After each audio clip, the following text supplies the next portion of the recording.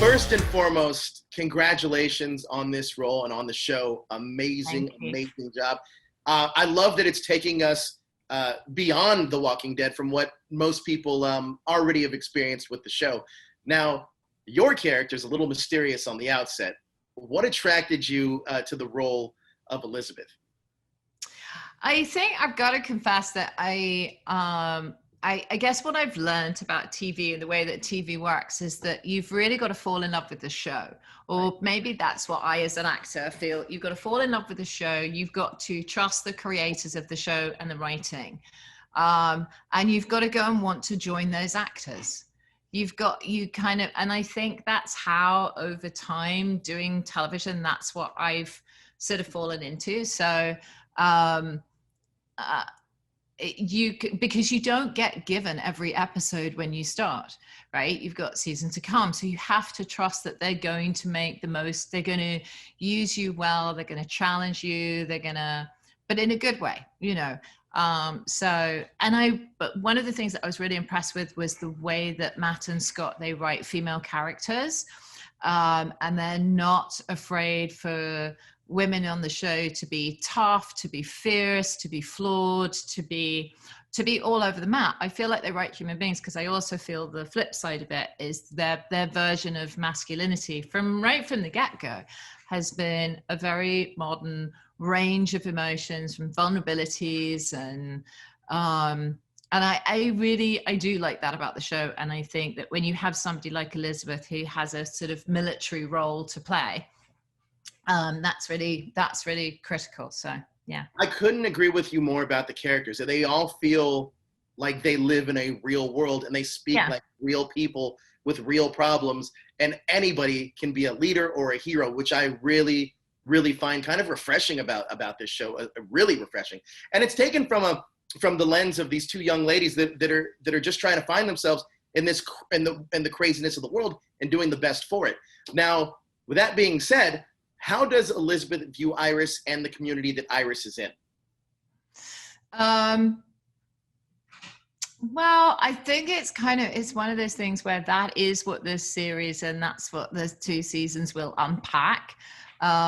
When she first arrived, she's clearly got an agenda. But you don't really know what's behind the agenda. You don't really know the thinking behind it, the emotions behind it. But there is clearly some need. And then there's also, I think you should be left a little bit on the fence in terms of, is she personally transgressive in execution of what she's asked to go do?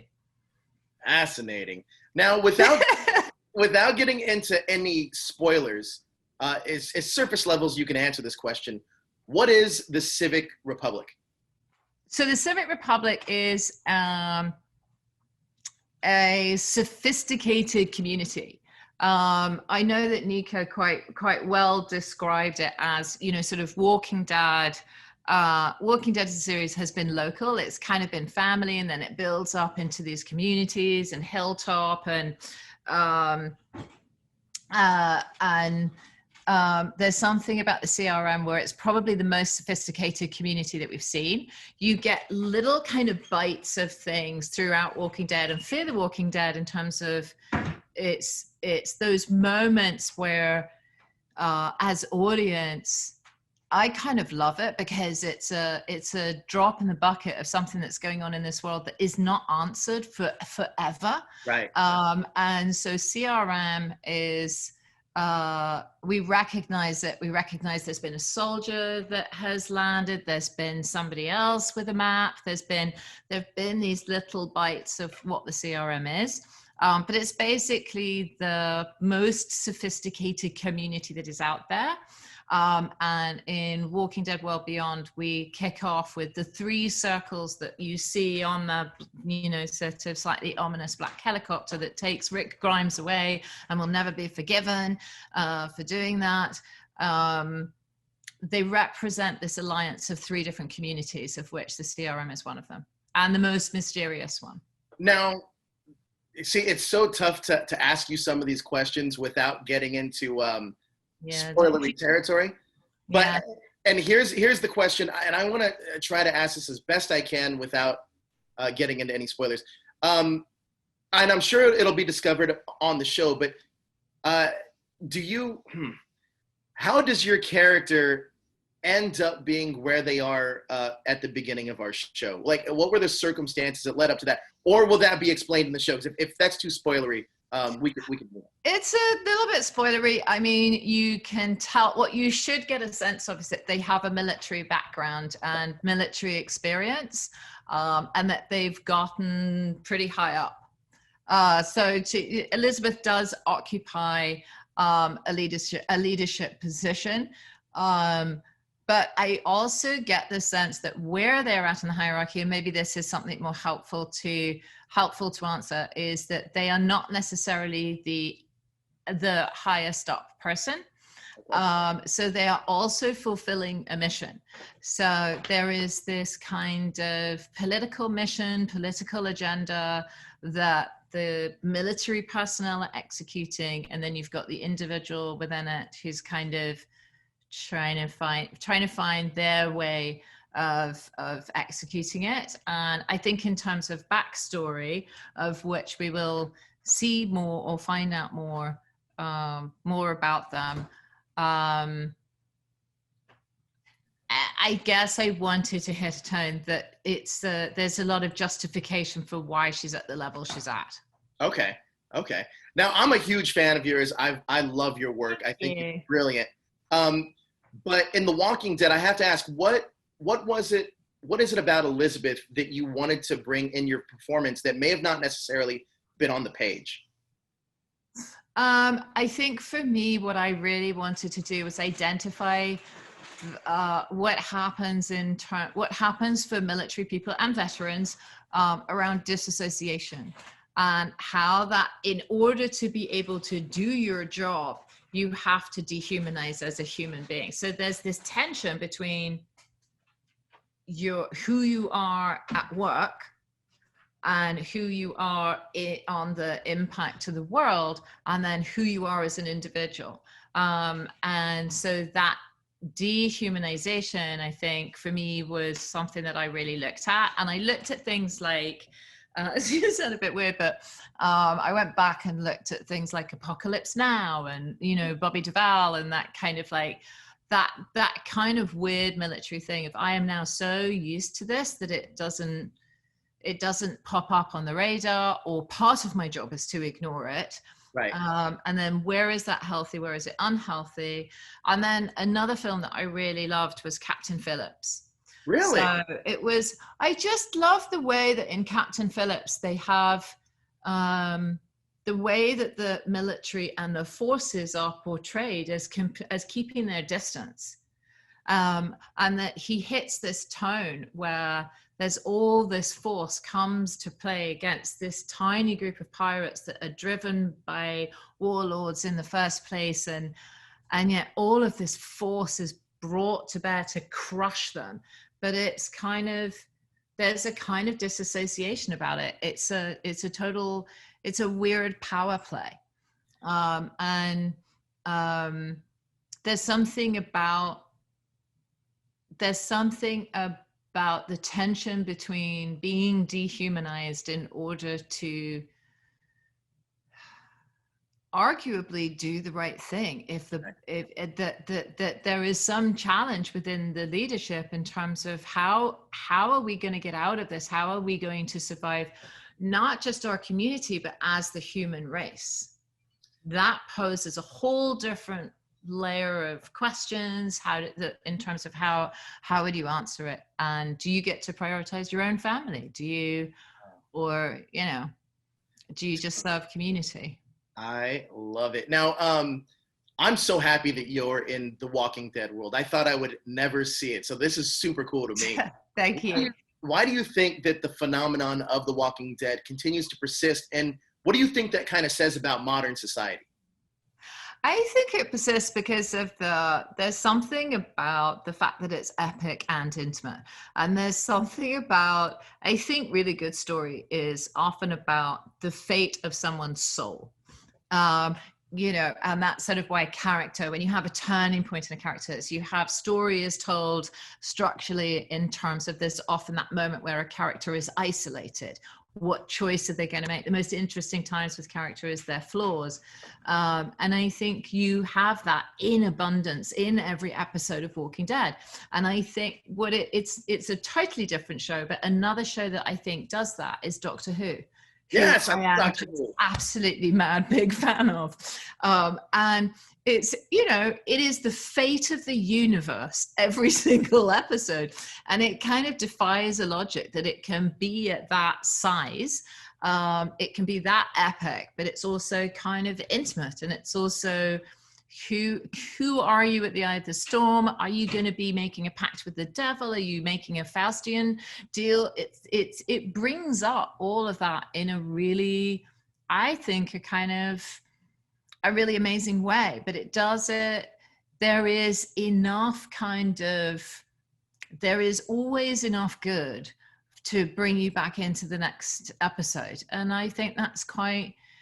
I don't know, it's very compelling storytelling, because I think there's also, I do think maybe another parallel with Doctor Who is that, you know, aliens and zombies are kind of sufficiently other for it to be okay to have a kind of annihilation first against them that feels like it's escapist. But at the same time in the storytelling, it's kind of like trying to analyze a dream. What does the zombie really represent? We've had sort of quite a few discussions about that, and that it's our own inner decay, and it's sort of aspects of us. Julia, now that I know that we're both Whovians, would you ever want to play the Doctor or the Master? Oh my God, in a minute. Not even a minute. I would love it. We got to make this happen now. I'm going to start a hashtag. I'm doing a whole movement now. Please. I would love that. I would, you know, some people want to do Shakespeare. I want to play Doctor Who. I really do. I think it's amazing. Who's your favorite Doctor? Yeah, I would love to. Who's your favorite Doctor? I've worked a few times with him, but I just loved Peter Capaldi. But yeah. Peter Capaldi could sit in a room and do nothing, and I would be, oh, he's so good.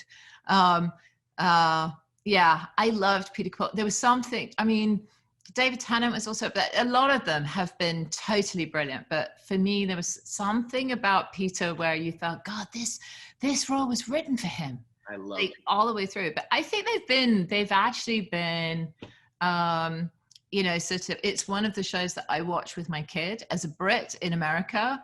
I love the fact that they love Doctor Who, and they've become a big fan of it. And we always go through this thing when there's a new Doctor of fan disgruntlement. I love Jodie Whittaker. Kind of like, I'm really sorry. I can't get into this Doctor. We're going to have to, oh no. And then all of a sudden whoever it is, we've always come around to absolutely love them. Oh, you said it best. Now, one last question about Elizabeth. Now, Elizabeth is a leader who knows how to get things done. What have you learned about yourself during the real life pandemic? And do you think it helped inform your character more in the future? That helps inform your character more in the future? Oh, well.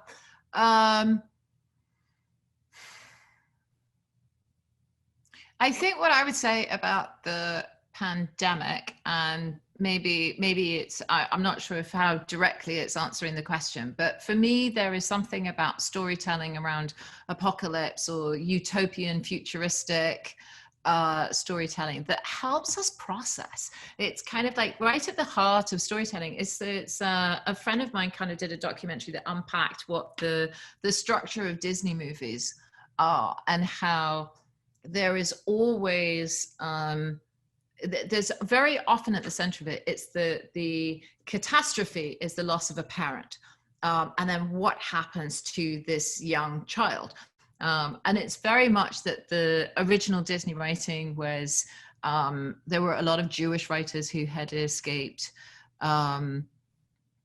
you know, who had escaped Nazism and Hitler and death camps. And so it was the happy ending that comes out of Disney is the loss of the parent, and the kid finds and taps into the inner resources, and they evolve towards a happy ending.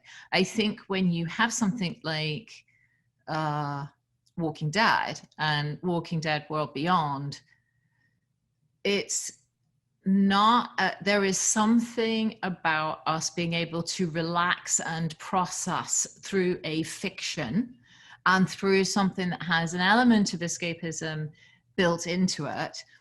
We can somehow process who we are, how would I confront that in a way that's just not as in your face as the horrendous anxiety that people have faced in this pandemic, this extraordinary level of anxiety that adults, that parents, that government, that children, it's been a really, really extraordinary year.